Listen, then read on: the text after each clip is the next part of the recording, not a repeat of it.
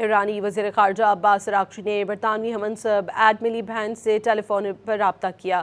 دونوں رہنماؤں نے علاقائی اور عالمی صورتحال پر بات چیت کی۔ ایڈ ملیبینڈ نے اراغچی پر واضح کیا کہ ایران کے خلاف جنگ میں برطانیہ شریک نہیں ہے۔ برطانوی وزیر خارجہ نے کہا کہ برطانوی حکومت مسئلے کا سیاسی حل چاہتی ہے۔ ایرانی وزارت خارجہ کے مطابق عباس اراغچی نے کہا کہ کسی دوسرے ملک پر حملے کے لیے کسی ریاست کی سرزمین یا تنصیبات کے استعمال کی اجازت دینا بین الاقوامی قانون کے تحت جارحیت تصور کیا جا سکتا ہے اور ایسی صورت میں نشانہ بننے والے ملک کو اپنے دفاع کا حق حاصل ہوتا ہے۔ ایرانی وزیر خارجہ عباس اراغچی نے برطانوی ہم منصب ایڈ ملیبینڈ سے ٹیلی فون پر رابطہ کیا۔ دونوں رہنماؤں نے علاقائی اور عالمی صورتحال پر بات چیت کی۔ ایڈ ملیبینڈ نے اراغچی پر واضح کیا کہ ایران کے خلاف جنگ میں برطانیہ شریک نہیں ہے۔ برطانوی وزیر خارجہ نے کہا کہ برطانوی حکومت مسئلے کا سیاسی حل چاہتی ہے۔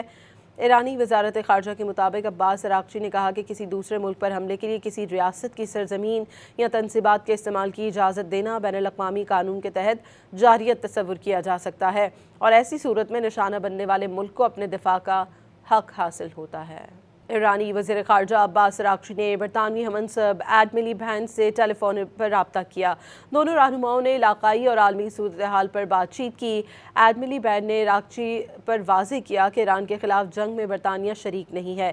برطانوی وزیر خارجہ نے کہا کہ برطانوی حکومت مسئلے کا سیاسی حل چاہتی ہے۔ ایرانی وزارت خارجہ کے مطابق عباس اراغچی نے کہا کہ کسی دوسرے ملک پر حملے کے لیے کسی ریاست کی سرزمین یا تنصیبات کے استعمال کی اجازت دینا بین الاقوامی قانون کے تحت جارحیت تصور کیا جا سکتا ہے اور ایسی صورت میں نشانہ بننے والے ملک کو اپنے دفاع کا حق حاصل ہوتا ہے۔